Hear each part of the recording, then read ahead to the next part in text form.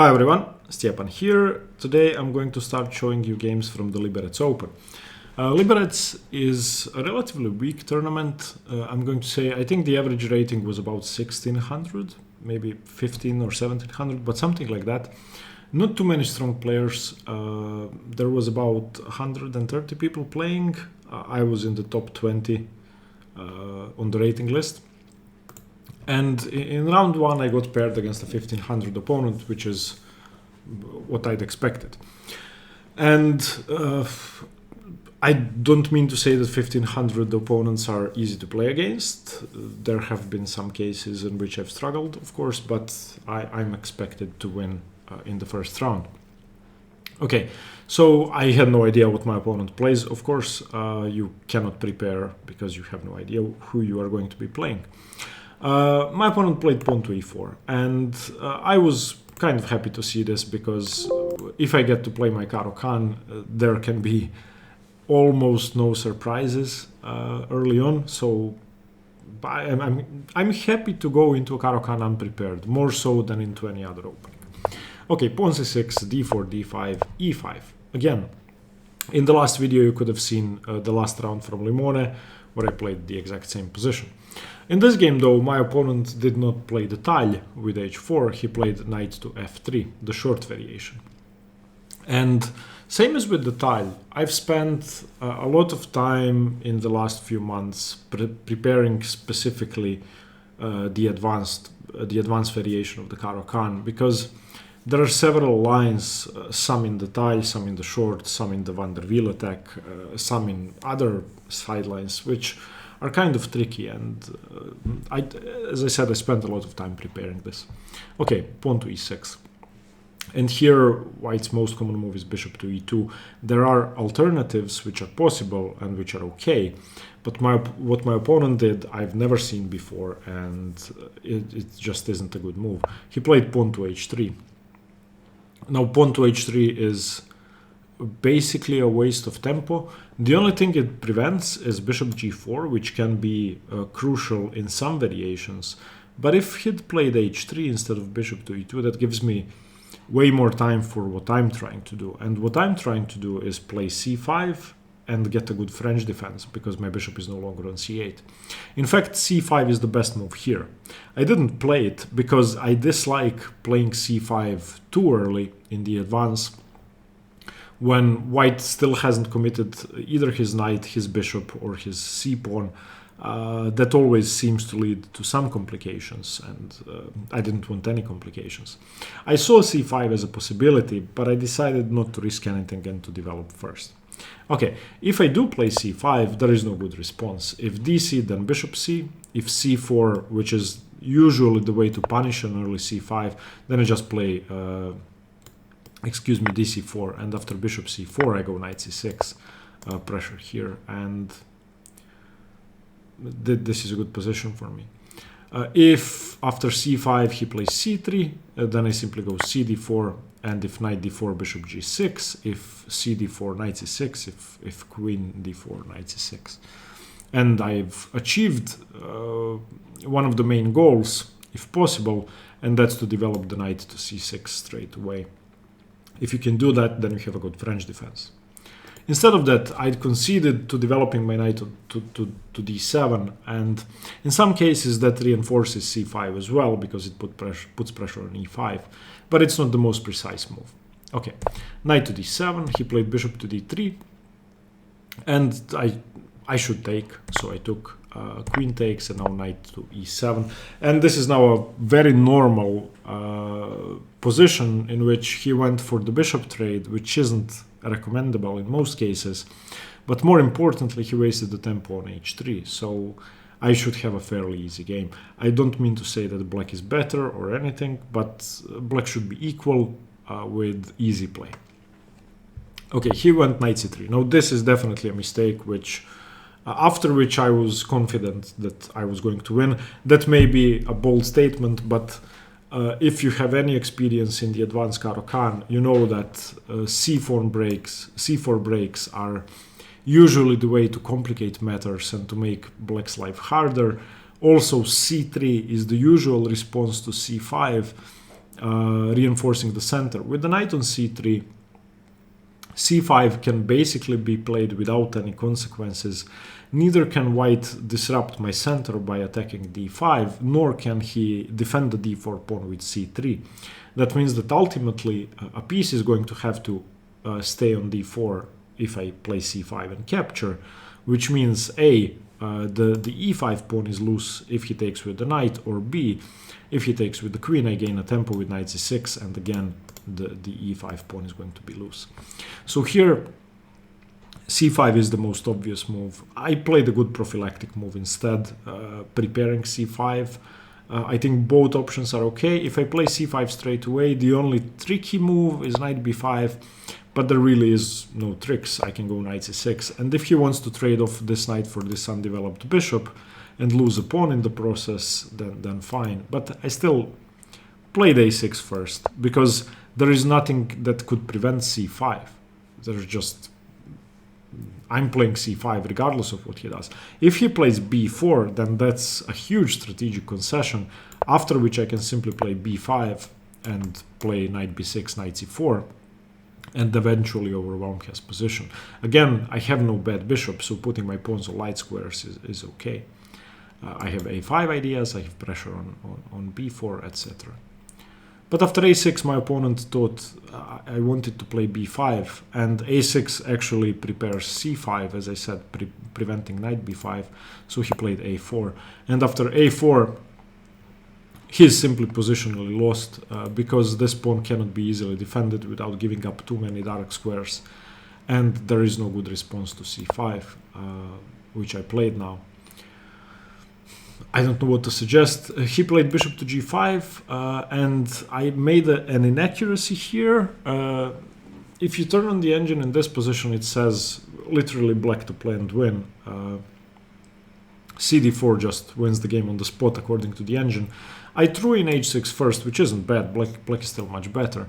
But I'd misjudged cd4 and underestimated it. If cd4, as I said, there are two options. Well, there's basically one option. If knight d4, then knight e5. If queen d4, then I play h6 here. The best move is bishop to e3. If bishop e7, then bishop e7, knight e2, and queen to c7, putting pressure on e5. And if bishop e3, then simply knight to c6. And you can see that queen f4 is the only way to defend. And now simply queen to c7, and eventually his position crumbles. I have bishop e7, bishop g5 ideas. c2 is weak, everything is weak, maybe even d4 ideas. So yeah, I didn't judge the position after cd4 correctly. But again, I didn't think I had to rush. I have all the advantages in the world in this position. A loose a4 pawn, a weak c2 pawn, a weak e5 pawn, a weak d4 pawn. It's just a simple position to play. So I played h6 first. Now, if he wants to take, then great, which he did. If he doesn't take, then I go knight c6 and pressure on d4. He took bishop e7, and now he played a5, which is bad. Again, the engine says -4 if I take on d4. I played queen c7 first, which is a preparatory move, and it's still okay, it's a good move. After cd4, again knight d4, knight e5. If queen d4, then rook c8, and there's simply too much pressure. White should castle, and I just go rook c4.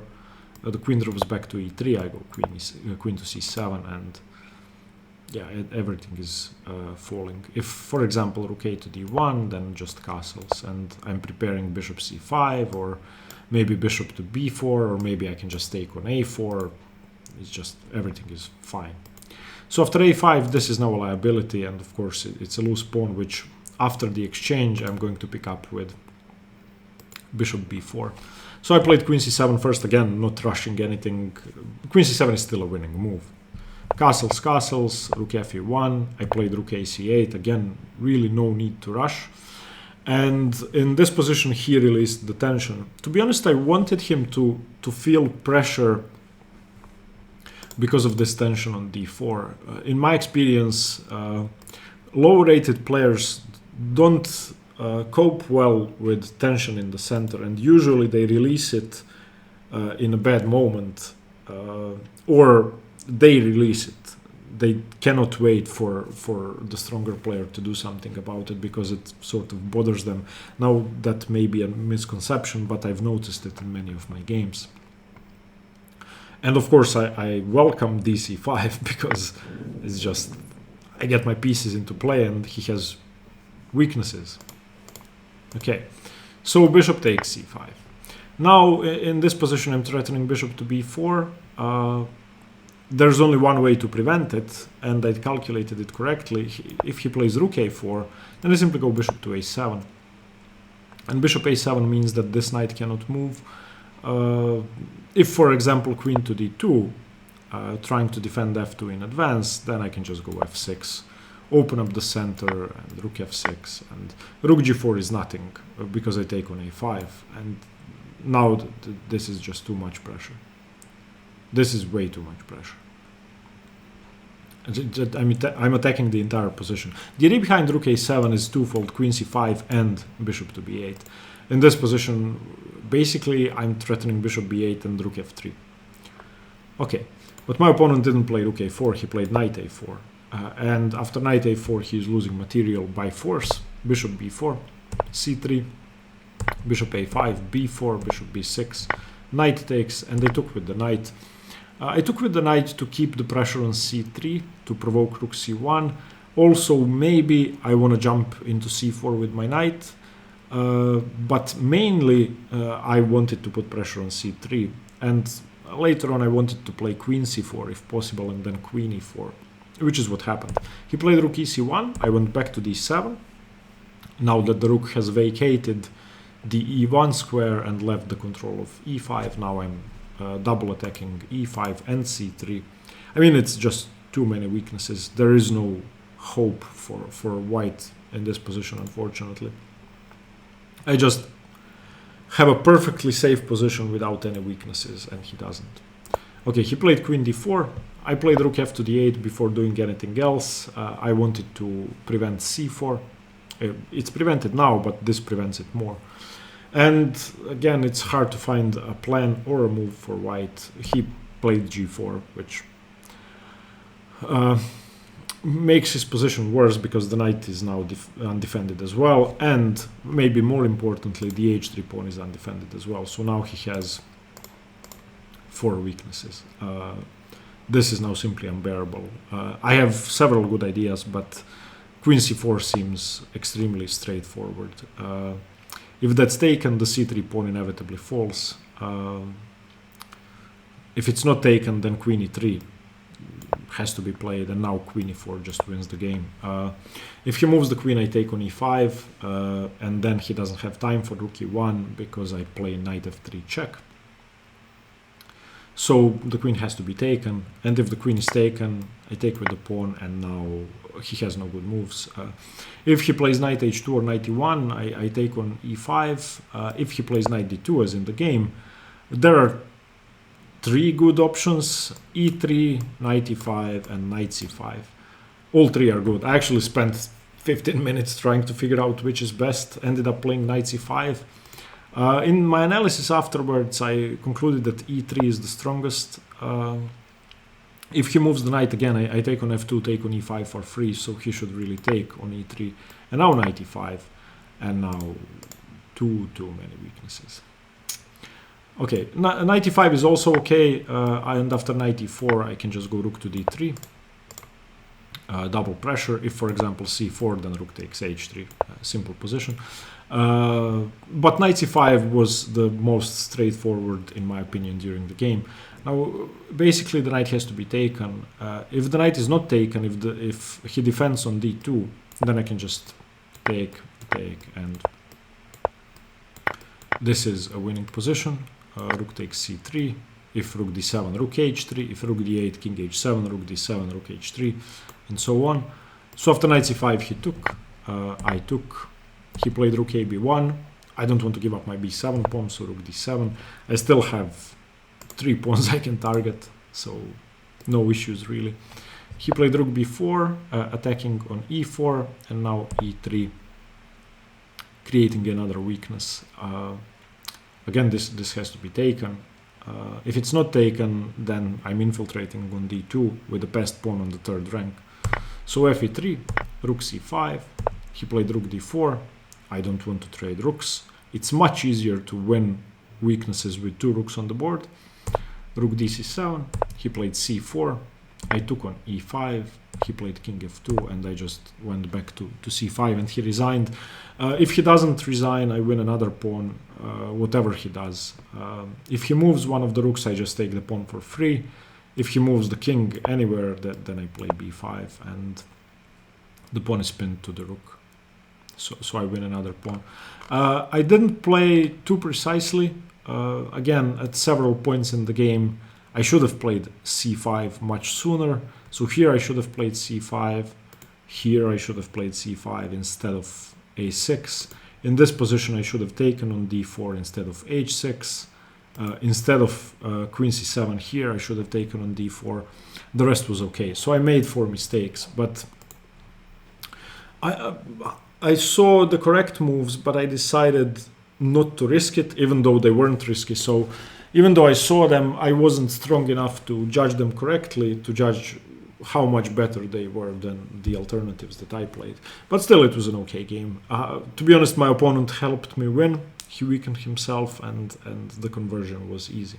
So okay, another win with the Caro-Kann, which I was happy to achieve. And it's always good to start the tournament well. So, won round 1. Okay. Thank you for watching. See you tomorrow for round 2 of Liberec. Stay tuned for more chess. Bye bye.